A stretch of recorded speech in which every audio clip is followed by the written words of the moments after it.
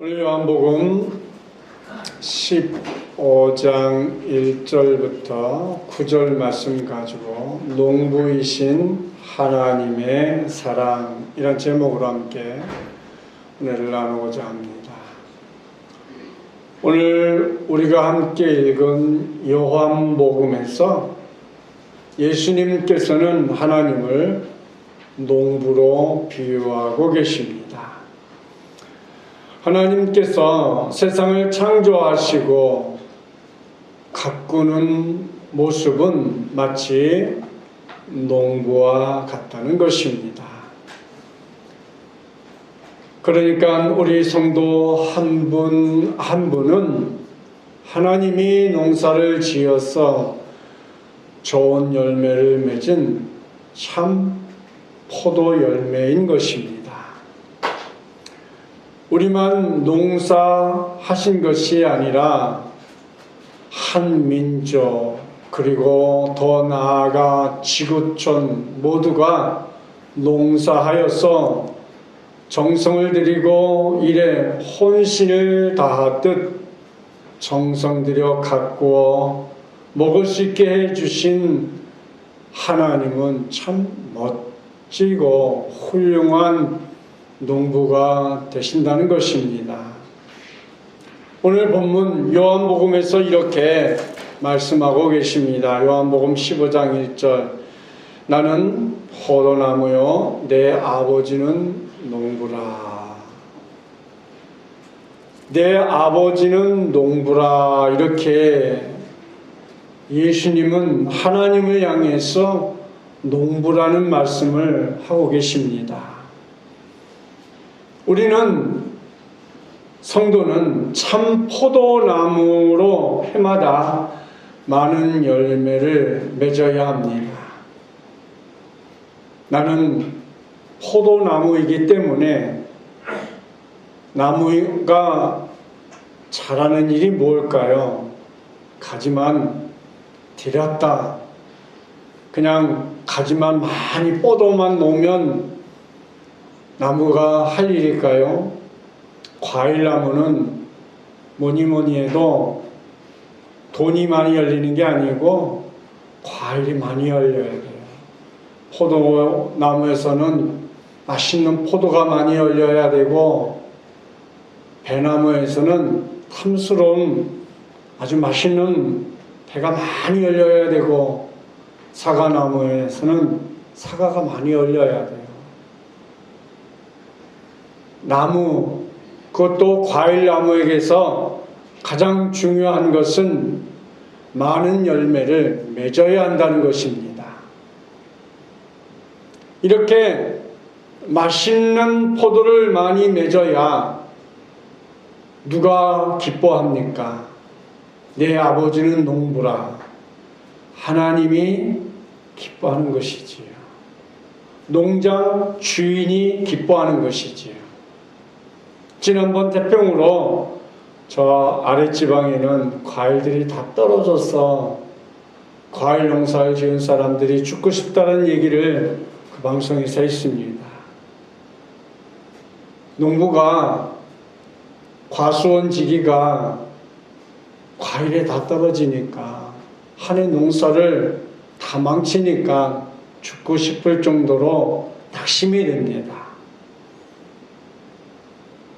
이처럼 농부에게 있어서 기쁨이 되고 감사가 되고 영광이 되고 축복이 되는 것은 역시 과일이 주렁주렁 가지가 찢어지도록 많이 열매를 맺는 것일 것입니다.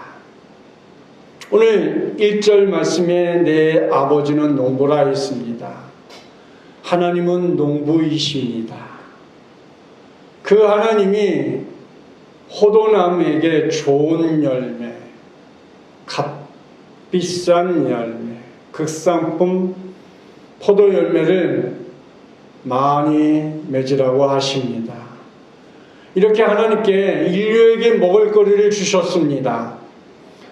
창세기 1장에서 하나님이 창조 역사를 하시면서 마지막 6일째 사람을 창조하시고 먹을거리를 우리에게 허락하여 주었습니다.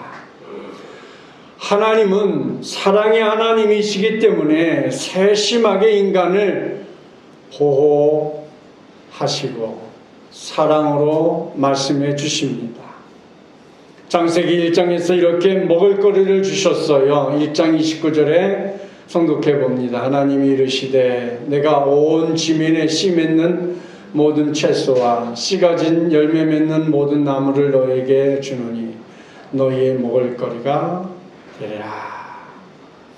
내가 온 지면에 우리가 살고 있는 지구에 각종 필요한 모든 먹을거리를 허락하여 주셨다는 말씀입니다. 좀 더 자세히 보겠습니다. 씨 맺는 모든 채소라고 말씀하고 있어요.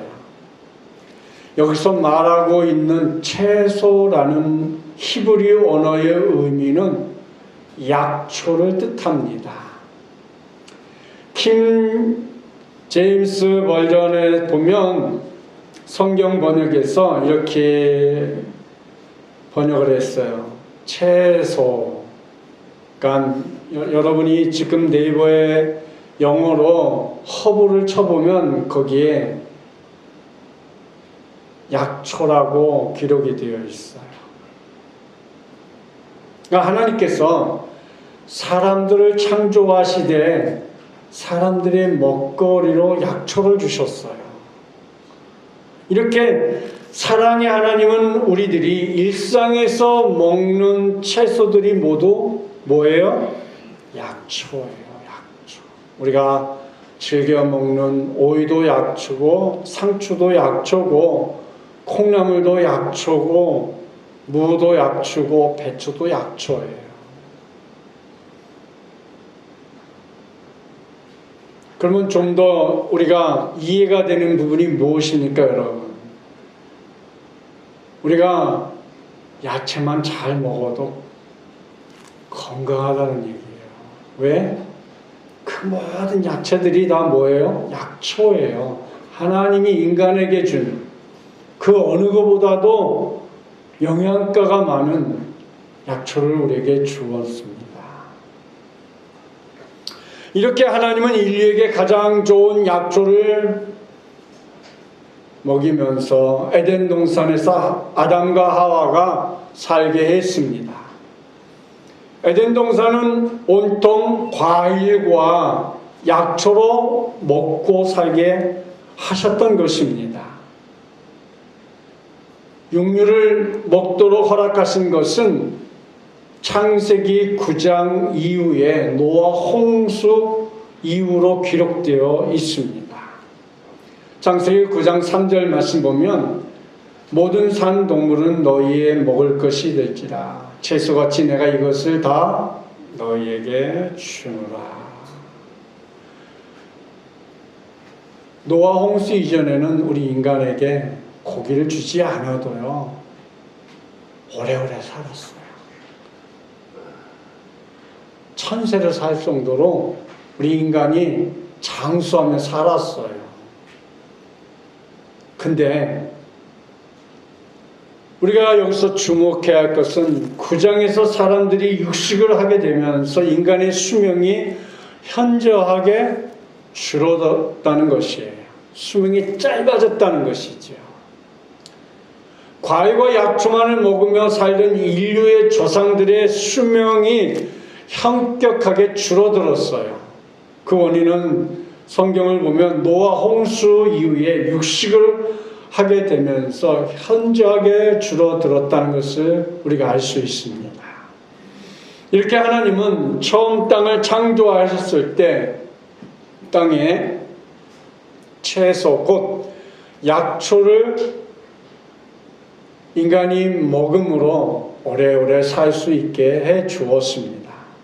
그러나 하나님께서 친히 약초를 경작하신 것이 아니라 사람을 통해서 경작하시기를 원했습니다. 그래서 하나님은 땅에 비를 내리시고 사람이 약초를 이제 가꾸어서 땅에서 살면서 서로 공동체를 이루고 하나가 되어서 행복한 삶을 살 수 있도록 이 땅을 만들어 놓았습니다. 하나님께서 사람들의 건강과 행복한 삶을 위해 허락하신 약초들을 잘 경작하여 허락하신 복을 누릴 수 있게 하는 것이 하나님의 사람에게 주신 축복이요 의무입니다. 산과 들에 자라는 약초들을 잘 가꾸어서 하나님이 허락하신 건강과 복을 넉넉히 누리도록 해 주었습니다.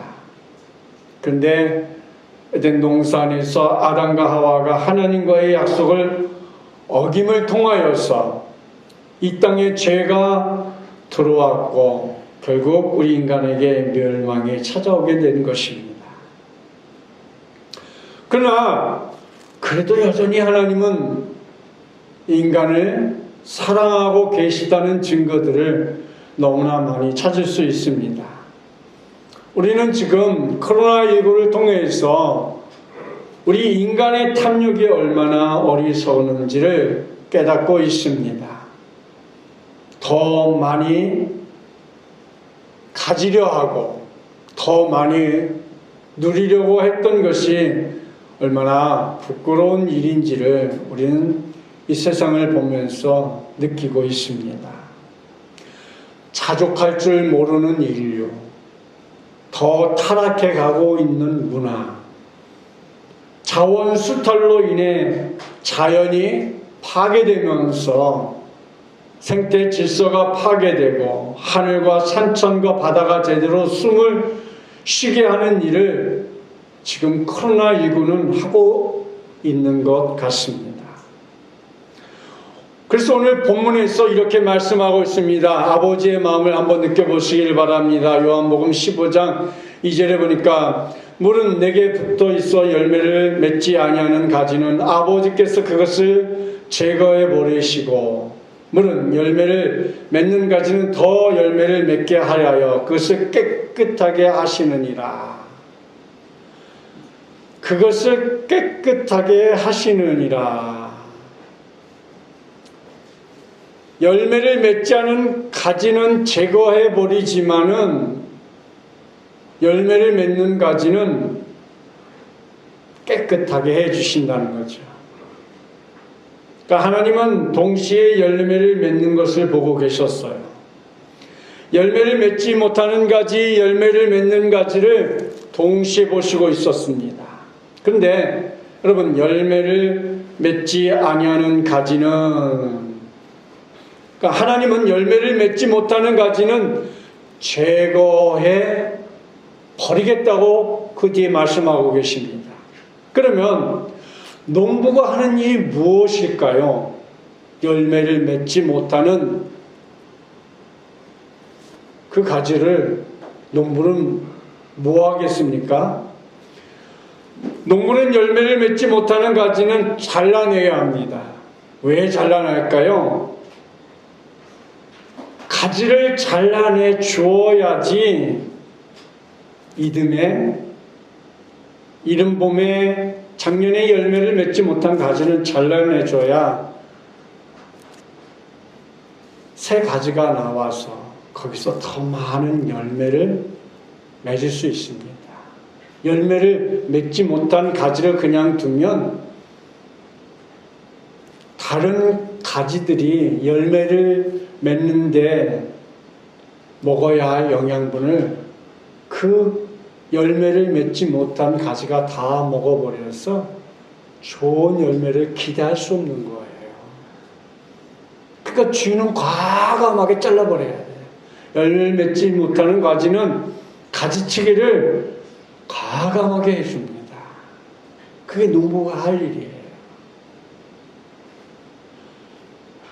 그러나 열매를 맺는 가지는 어떻게 합니까? 더 열매를 맺게 하려 그것을 깨끗하게 하시느니라. 그러니까 더 많은 열매를 맺을 수 있도록 환경을 만들어 주는 거죠. 깨끗하게 주는 거예요. 더 많은 열매를 맺을 수 있도록 영양분이 공급할 수 있도록 많은 열매를 맺게 해준다는 것이지. 그렇습니다. 성도는 영적으로 강건하여서 성령의 열매를 잘 맺는 성도들이 농부이신 하나님의 더욱 큰 은혜를 입게 되고 영적으로 무익하고 불성실한 종들이 되지 않아야 하는 것이지요. 같이 오늘 본문 4절 5절 말씀을 계속해서 보겠습니다. 내 안에 거하라 나도 너희 안에 거하리라. 가지가 포도나무에 붙어있지 아니하면 스스로 열매를 맺을 수 없음같이 너희도 내 안에 있지 아니하면 그러하리라. 5절 봅니다. 나는 포도나무요 너희는 가지라. 그가 내 안에 내가 그 안에 거하면 사람이 열매를 많이 맺나니 나를 떠나서는 너희가 아무것도 할 수 없습니다. 아멘. 자, 여기서 4절과 5절 말씀에서 네 가지를 모습을 발견할 수 있어요. 하나님은 가지와 열매의 관계를 말씀하고 계십니다. 첫째는 내 안에 거하라 그랬고, 둘째 너희도 내 안에 있지 아니하면 그러하리라. 셋째 그가 내 안에 내가 그 안에 거하면 사람이 열매를 많이 맺나니. 넷째 나를 떠나서는 너희가 아무것도 할 수 없습니다. 여기 진짜로 내 안에 거라 그랬어요. 내 안에 거하라. 주님 안에 거하는 걸 말하고 있는 거죠. 내 안에 거하라. 주님 안에 거하라. 이 말씀은 가지는 하나님 안에 붙어 있을 때만 열매를 맺을 수 있어요. 여러분, 봄에 과일나무에서 이제 꽃이 막 핍니다. 그쵸? 꽃이 피어 열매를 맺잖아요. 꽃이 막 핀 것을 가지를 잘라다가 놓으면 그게 열매를 맺을까요? 절대 열매 못 맺어요. 꽃이 피었어요. 수정이 되었어요. 농부가 가지를 잘라버려요. 그러면 열매를 맺을까요? 못 맺습니다. 열매를 맺어서 열매를 딸 때까지 누구 안에 거해야 돼요? 내 안에 거해야 돼요. 하나님 안에 거해야 돼요. 열매를 딸 때까지. 그러니까 하나님께서 더 많은 은혜와 축복을 주실 때까지 하나님 안에 거하는 삶이 중요한 거예요. 둘째로 너희도 내 안에 있지 아니하면 그러하리라. 이 말씀은 성도의 연합의 원리를 가르쳐주고 계시는 거예요. 성도가 하나님의 은혜 안에 거할 때 누릴 수 있는 축복들을 말씀하고 있는 거예요. 하나님 안에 거할 때에, 하나님과 함께 교통할 때에, 하나님과 함께 모든 일을 할 때에, 그럴 때에 우리가 좋은 열매를 딸 때까지 하나님과 교통함으로 귀한 결실을, 이 가을에 농부의 기쁨은 이루 말할 수 없잖아요. 황금들에 나가보면 내가 이렇게 봄에 고생하고 이 뜨거운 여름에 수고한 그 모습이 이 황금 들판에 나가서 과일을 따든지 벼를 수확하든지 그 농부의 기쁨은 이 가을에 최고의 절정에 이르는 거 아니겠습니까? 이것처럼 하나님과 성도는 끊을 수 없는 관계를 계속해서 유지하고 나아가야 하는 것이지요. 포도송이가 실제로 가지에 붙어 있어야 좋은 열매가 되고 탐스럽게 자랄 수 있는 것과 같은 것입니다. 또 실제로 5절 말씀에 그가 내 안에 내가 그 안에 거하면 사람이 열매를 많이 맺나니. 우리가 한 걸음 더 나아가서 성도는 하나님 안에서 안전하게 보호를 받을 수 있는 거예요. 더 나아가 신앙의 열매를 맺을 수 있음을 여기서 가르쳐주고 있는 거예요. 그것은 내 속에 임재한 성령님을 통하여서 성도의 마음을 주장하시고 위로하시고 은혜 주시고 축복 주시는 하나님의 사랑에 말씀하고 있는 것입니다. 자, 보세요. 5절 말씀에 나는 포도나무에 너희는 가지라. 그가 내 안에 내가 그 안에 거하면 사람이 열매를 많이 맺는 거예요. 우리가 하나님 안에 거할 때에 성도에게 열매가 있고 나무는 원 가지에 쫙싹 붙어 있어야 끝까지 잘 붙어 있어야 열매를 맺는 거예요. 태풍이 와서 뿌리째 뽑혀서 넘어지면 그때부터 아무리 좋은 과일이라도 상처나고 결실을 못하고 다 썩어서 버리잖아요. 어찌됐든 간에 우리를 지키고 보호하고 인도하는 하나님 앞에 붙잡혀 있을 때 우리가 성도가 삶이 있고 거기 은혜가 있고 축복이 있는 것이죠. 네 번째로 나를 떠나서는 너희가 아무것도 할 수 없음이라 그랬어요. 나를 떠나서는, 하나님을 떠나서는 우리가 무엇을 할 수 있다고 생각하십니까? 저는 코로나19를 보면서 누구도 들어본 적 없고 가본 적 없는, 아까 우리 찬양한 것처럼 지금 이 시대가 그런 시대잖아요. 누구든지 전화하면 무슨 세상이 이런 세상이 있어요 그래.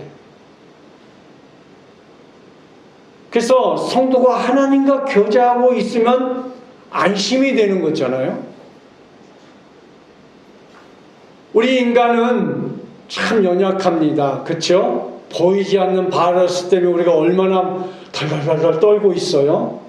거의 지금 올 연초부터 지금 9개월 동안에 우리가 얼마나 떨고 있어요. 그리고 또 앞으로 얼마나 더 많은 시간들을 코로나19로 떨어야 합니까? 그 누가 알아요? 과학자가 합니까? 의사가 합니까? 대통령이 합니까? 트럼프 대통령이 확진됐다는 얘기 들으셨죠? 누구도 알 수 없는 일이에요. 누구만이 아세요? 하나님만 아세요. 하나님이 지금이라도 멈추게 하시면 멈춥니다.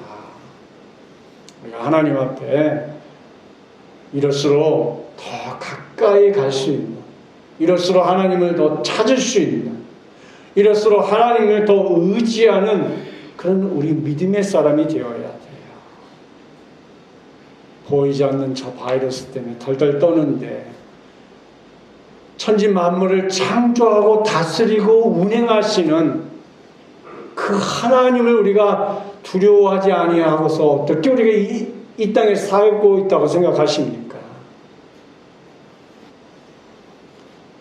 우리 인간에게는 악한 본성이 아직도 남아있고 사단도 우리를 그냥 내버려 두지 않습니다. 우리는 하나님이 일보다는 육신의 정욕을 쫓는 일에 점점 더 몰두하기 때문에 시험이나 사단의 전략에 쉽게 넘어지기 때문입니다. 결국 하나님을 떠나는 성도는 세상에서도 믿음에서도 아무것도 할 수 없는 사람이 되고 맙니다. 그래서 고린도전서에서 바울은 우리에게 이렇게 권면합니다. 고린도전서 15장 31절 함께 성독해 봅니다. 형제들아, 내가 그리스도 예수 우리 주 안에서 가진 바 너에게 대한 나의 자랑을 두고 단언하노니 나는 날마다 죽노라. 나는 날마다 죽노라. 바울이 말하고 있는 것은 무엇입니까? 바울은 날마다 세상에서 싸워야 할 것들이 많이 있다는 거예요. 바울은 싸우면서 이렇게 고백합니다. 나는 날마다 죽노라. 우리가 세상을 이길 수 없습니다. 다만 믿음 안에서, 말씀 안에서, 기도 안에서 나를 죽이고 나를 낮추고 나를 주님의 십자가에 죽이는 삶을 살 때에 나는 날마다 죽노라. 함으로 우리가 하나님과 교통할 수 있는 삶, 하나님과 동행하는 삶, 하나님의 은혜 속에 사는 삶을 우리가 살아갈 수 있는 것입니다. 현대를 살아가고 있는 우리는 얼마나 많은 것들하고 싸우고 있어요. 여러분, 지금 여러분이 싸우고 있는 제일 큰 적이 지금 코로나19예요. 그리고 또 뭐가 있을까요? 악한 마귀, 사탄, 세상의 음란한 것들, 다른 사람들과의 경쟁하고, 더 나아가 또 이제 우리가 벌써 백신을 맞으라고 그러죠? 감기 백신. 이런 것으로 인해서 내 자신을 보호하고 지키기 위해서 우리가 얼마나 많은 것들하고 지금 싸우고 있습니까? 어떤 분하고 안부 전화했더니, 아유 목사님, 나 자신과의 싸움도 지금 버겁는데 코로나19가 왜 안 끝나죠? 그래서 무슨 말씀이세요? 했더니, 나 자신과의 싸움도 바쁜데 더 무서운 코로나가 있어서 꼼짝을 못하니까 더 힘들다는 것이죠. 네. 많은 사람들이 지금 제정신이 아니랍니다. 함부로 사람들한테 시비 걸지 마세요. 우리가 싸워야 할 대상이 많다는 것은 여러분 그만큼 경건 생활을 기피하고 있다는 반증이지요, 사실은. 그렇죠? 악한 사단하고 싸우는 것은 뭐예요? 우리가 그만큼 영적인 사람이기 때문에 악한 사단하고 싸우는 거예요. 육적인 사람은 악한 사단하고 싸울 일이 없어요. 같이 사니까. 계속해서 오늘 본문 6절, 7절 말씀 함께 선곡해 봅니다. 사람이 내 안에 거하지 아니하면 가지처럼 밖에 버려져 마르나니 사람들이 그것을 모아다가 불에 던져 사르느니라. 7절 말씀. 너희가 내 안에 거하고 내 말이 너희 안에 거하면 무엇이든지 원하는 대로 구하라. 그러면 이루리라. 6절과 7절의 말씀은 정반대로 말씀하고 있습니다. 6절에서는 하나님 안에 머물지 못하는, 구원받지 못하는 사람들을 지옥에 던져지게 되는 것을 말씀하고 있어요. 불에 던져 사른다는 것은 존재 자체가 사라져 버리는 것을 말합니다. 왜 불에 태울까요? 왜 불에 태워요? 열매가 없는 포도나무는 아무 쓸모도 없다는 거예요. 다른 과일 나무는 과목으로도 그래도 쓸모가 좀 있다고 합니다.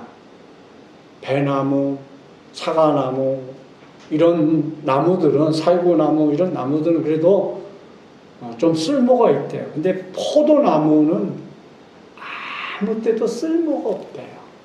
그냥 땔감용이래요. 불쏘시개나 해야지 아무것도 쓸모가 없다라는 거예요. 열매 맺지 못하는, 하나님으로부터 떨어져 나가는 그런 쓸모없어 불쏘시개가 되는 그런 삶이 아니라 소중하게 다루어야 하고 끝까지 쓸모있고 끝까지 소중하게 하나님으로부터 사랑을 받을 수 있는 그러한 성도가 되어야 하지 않겠습니까? 그래서 하나님으로부터 떨어져 나가는 과정을 세 가지로 한번 생각을 해보았습니다. 첫째, 포도원 밖에 버림을 당하죠. 쓸모없으면 다 가지치게 해서 포도원 바깥에 다 버림을 당합니다. 왜? 쓸모없으니까. 이것은 하나님과 영적인 관계가 단절된 것을 말하고 있는 거예요. 우리가 하나님한테 붙잡혀서 있을 때에 쓸모가 있는 거예요. 성도가 하나님과 교통할 때에 존귀함을 얻고 소중함을 얻고 가장 귀한 삶을 살아갈 수 있는데 하나님과 떨어지면 아무 쓸모가 없는 거죠.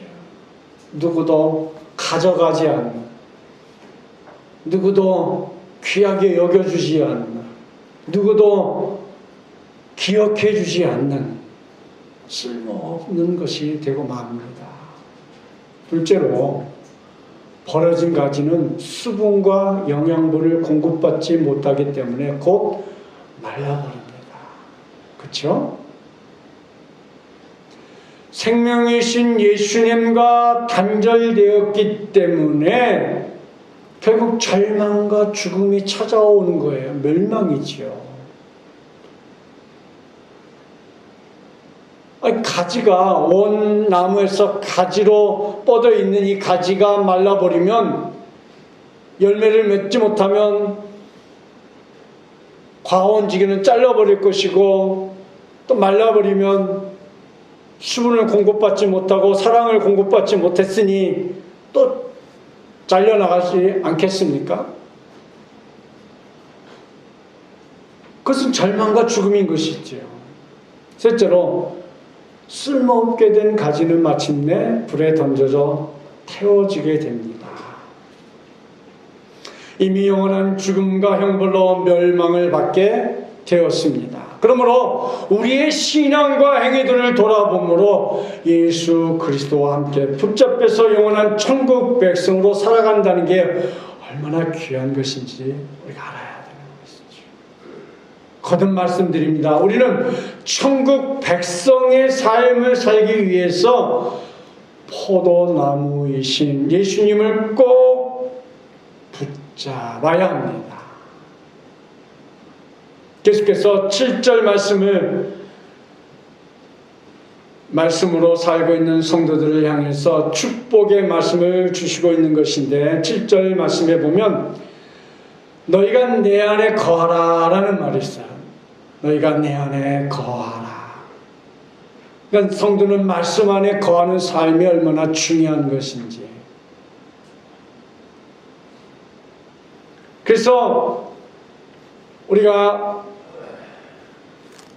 요한복음 15장 4절과 7절을 우리가 말씀을 보면 다른 것이 있어요. 7절에서는 너희가 내 안에 거하고 라고 요한복음 15장 4절에는 내 안에 거하라 이렇게 똑같은 것 같아도 그 말씀이 좀 달라요. 요한복음 15장 4절에는 내 안에 거하라 나도 너희 안에 거하리라. 4절의 말씀은 조건적인 약속이에요. 너희가 내 안에 있을 때에만 축복을 주시겠다라는 약속입니다. 근데 7절의 말씀은 너희가 내 안에 거하고 내 말이 너희 안에 거하면 무엇인지 원하는 대로 구하라 그러면 이루리라. 이거는 조건적인 약속이 아니고 하나님 말씀 안에 순종 안에 있을 때 우리의 기도에 응답해 주신다는 축복의 말씀이에요. 그러니까 쉽게 얘기하면 4절에서는 기도하면 기도한 대로 응답을 주지만 7절에서는 우리가 늘 하나님 안에서 있기 때문에 축복 안에서 늘 있기 때문에 우리가 특별히 조건적으로 간구하지 않아도 되는 것이죠. 말씀을 통해서 하나님을 더 깊이 알고 축복의 통로가 되기 때문입니다. 그리고 성도로서 하나님과의 교통으로 하늘의 축복을 받는 그런 성도가 되는 것입니다. 이렇게 7절의 말씀 우리 성도들이 예수님과 기도한 기도가 응답을 받고 약속의 자녀가 되는 것을 말씀합니다. 여기서 두 가지 조건이 있습니다. 첫째는 너희가 내 안에 거하는 것입니다. 너희가 내 안에 거하라는 것, 주님 안에 거하는 것, 하나님 안에 거하는 삶. 결국 우리는 예수님을 힘입어 살며 주님의 뜻대로 말씀 안에서 거하는 성도가 축복이 있다 이렇게 말씀을 하고 있어요. 그래서 우리 성도들은 늘 하나님과 교통하는 삶이 얼마나 중요한 것인지를 우리 기억해야 돼요. 그래서 우리가 하나님 전에 나와서 예배함이 얼마나 큰 복이며 하나님 안에서 우리가 찬양하며 얼마나 큰 영광이고 또 우리의 성도의 교제가 얼마나 귀중한 것인지를 우리가 스스로 깨달아야 해요. 우리가 비대면 예배를 통하여서 영상을 우리가 한동안 드렸습니다. 그 예배와 우리가 이렇게 대면 예배로 나와서 드릴 때의 그 감동이 여러분이 다른 걸 느끼셔야 돼요.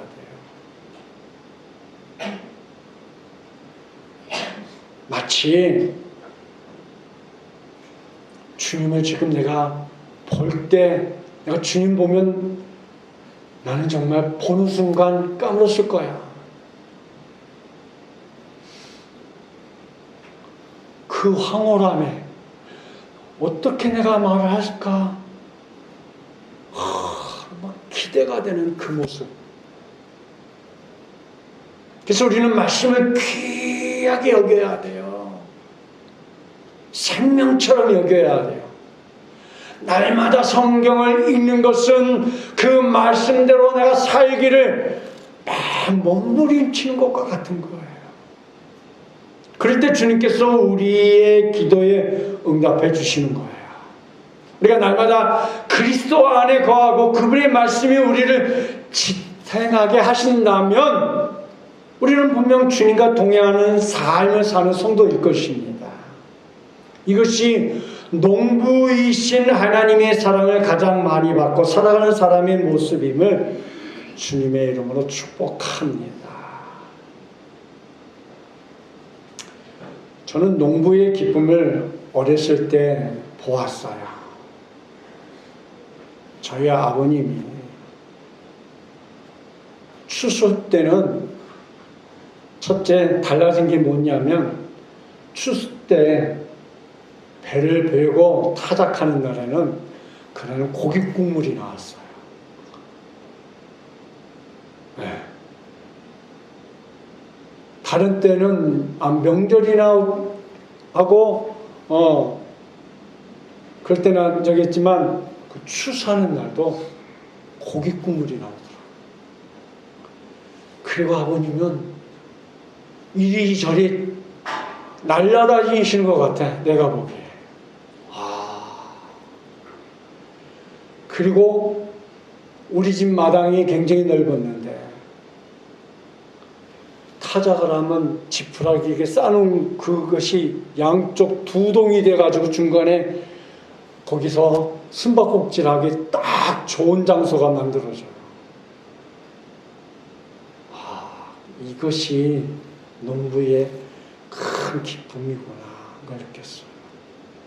사랑하는 성도 여러분, 여러분에게 우리가 신앙생활하면서 기쁨이 무엇입니까? 감사가 무엇입니까? 오늘 본문 8절에 성도의 열매가 얼마나 귀한 것인지를 말씀하고 있어요. 요한복음 15장 8절 함께 성독합니다. 너희가 열매를 많이 맺으면 내 아버지께서 영광을 받으실 것이요 너희는 내 제자가 되리라. 아멘. 너희가 열매를 많이 맺으면, 열매를 많이 맺으면 슬플까요? 기쁠까요? 당연히 기쁘지요. 당연히 기쁘고 아마 안 잡수셔도 배가 부르다는 얘기를 아마 이럴 때 하실 거예요. 사랑하는 성도 여러분, 나무의 목적은 주인이시며 관리하시는 농부 하나님께 영광을 돌리는 거예요. 그렇죠? 농부 하나님이 볼 때에 야, 너는 왜 이렇게 가지가 찢어지도록 많은 열매를 맺었니 하면서 뭐라고 해주실까요? 칭찬해 주실 거예요. 뭐라고 해주실까요? 네가 원하는 것이 무엇이라고 말씀해 주실 것 같아요. 그렇죠? 그러면 가지는 뭐라 그럴까요? 주인님, 올겨울에 안 춥게 해주세요. 그래, 걱정하지 마. 내가 비닐하우스라도 만들어서 씌워줄게. 아마 그러지 않을까요? 뭐 충분히 그럴 것 같아요.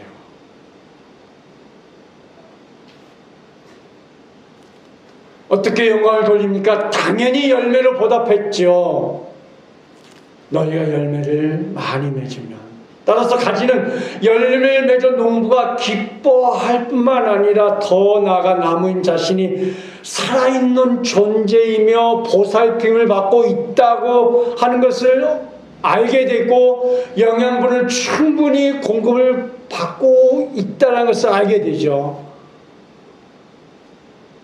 영양분을 공급받을 때가 언제예요? 이른 봄이잖아요. 이른 봄에 농부는 겨울에 퇴비를 만들어서 이른 봄에 쫙 과수원밭에 깔아주잖아요. 많은 좋은 비료들 뿌려주잖아요. 그건 보살핌을 받고 있다는 느낌을 받잖아요. 이것을 우리 신앙인들에게 견주어 말씀드리면 이렇습니다. 성도는 말씀을 들어서 좋은 열매를 맺을 수 있는 것은 주님과 함께함으로, 주님이 우리에게 지켜주시고 보호해 주시고 은혜 주시고 건강 주시고 더 큰 축복을 받게 만들어 주시고 있잖아요. 결론입니다. 오늘 9절 말씀을 보면서 정리하려고 합니다. 아버지께서 나를 사랑하신 것 같이 나도 너희를 사랑하였으니 나의 사랑 안에 거하라. 아멘. 나의 사랑 안에 거하라 그랬어요. 성도가 주님 사랑 안에 거하는 것이, 그것이 은혜 받은 것이요 축복받은 것이요 하나님을 나라를 기억하고 계시다는 사실 아니겠습니까? 왜요? 농부이신 하나님의 사랑을 풍족하게 받고 있기 때문이지요. 저는 오늘 말씀을 마치면서 이렇게 정리하고 싶어요. 농부이신 하나님은 사랑의 하나님이시다라고. 농부이신 하나님은 식물만 사랑하는 게 아니에요. 지금 예배를 드리고 있는 여러분과 나를 사랑하고 계셔요. 내 가족을 사랑하고 계셔요. 내 사업을 사랑하고 계셔요. 내 직장을 사랑하고 계셔요. 내 지체들을 사랑하는 하나님의 사랑이십니다. 사람이나 식물이나 건물이나 자연이나 모두가 사랑을 받기를 원한다는 것이지요. 그래서 우리는 이제 복음송 당신은 사랑받기 위해 태어난 사람이란 이 찬양을 부르면서 말씀을 마시려고 하는 것입니다. 한생명 비전교회 사랑하는 성도 여러분, 여러분이 바로 사랑받기 위해 이 땅에 태어난 사람들입니다. 우리 옆 사람에게 이렇게 인사했으면 좋겠어요. 당신은 사랑받기 위해 오늘 예배 드리셨습니다. 당신은 사랑받기 위해 오늘 예배 드리셨습니다. 농부이신 하나님의 사랑으로 한 주간 승리하시고 그리고 10월 한 달을 승리하시기를 주님의 이름으로 축복합니다.